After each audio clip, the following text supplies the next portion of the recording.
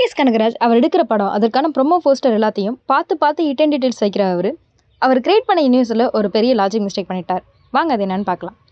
எல்சியோட starting படமான கைதி படத்தில் எந்த டைம்லைன்னு சொல்லியிருக்க மாட்டாங்க. ஆனால் விக்ரம் படத்தில் கைதி படம் எந்த டைம்லைன் நடக்குதுன்னு சொல்லியிருப்பாங்க. விக்ரம் படத்தோட ஸ்டார்டிங் சீன் பார்த்தீங்கன்னா 9/3/2019 டேட் மென்ஷன் பண்ணியிருப்பாங்க. அந்த சீனில் பார்த்தீங்கன்னா பிரபஞ்சன் வந்துட்டு 2 கண்டெய்னர் உள்ள சரக்கு மொத்தத்தையும் பிளாங்க் போஸ்ட் 6ல் வச்சுட்டு நரேன் சாரோட பேசிகிட்டு இருப்பார். அப்போ நரேன் சார் பார்த்தீங்கன்னா கைதி படத்தில் உள்ள சரக்கு மொத்தத்தையும் கமிஷனர் ஆஃபீஸில் வச்சுட்டு ஐடி கெஸ்ட் ஹவுஸுக்கு காரில் போயிட்டுருப்பாரு. அப்போ கைதியும் விக்ரம் படமும் ஒரே டைம்லைனில் நடக்கிற மாதிரி தான் காமிச்சிருந்துருப்பாங்க. கைதி படத்தோட டைம்லைன் வந்துட்டு 9/3/2019 நடக்குதுன்ட்டு கைதி படத்துலேயே ஒரு இடத்துல வந்து டேட் மென்ஷன் பண்ணியிருப்பாங்க. ஸ்டீஃபன் ராஜ் வந்துட்டு ஒரு சீனில் பார்த்தீங்கன்னா லேப்டாப்பில் ஒர்க் பண்ணுற மாதிரி ஒரு சீன் இருக்கும். அப்போ அந்த டிஸ்பிளேல உள்ள டேட்டை நோட் பண்ணி பார்த்தீங்கன்னா தெரியும் 9/3/2019 அப்படின்னு அதுலேயும் மென்ஷன் பண்ணியிருப்பாங்க. ஏன்டா எல்லா இடத்துலையும் கரெக்டாக தானடா வச்சுருக்கீங்க, இப்போ என்னடா சொல்ல வரீங்க அப்படின்னு பார்த்தீங்கன்னா விக்ரம் படத்தில் ஒரு சீன் ஒன்று இருக்குங்க. அமர் வந்து நியூஸ் பேப்பரில் பார்த்து நரேன் கேரக்டரை பற்றி சொல்லிட்டு இருப்பாரு.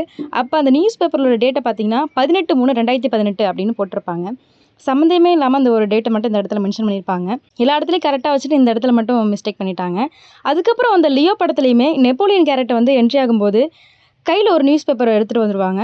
அதில் பார்த்தீங்கன்னா வந்துட்டு 9/3/2019 அதில் கரெக்டாக காமிச்சிருப்பாங்க.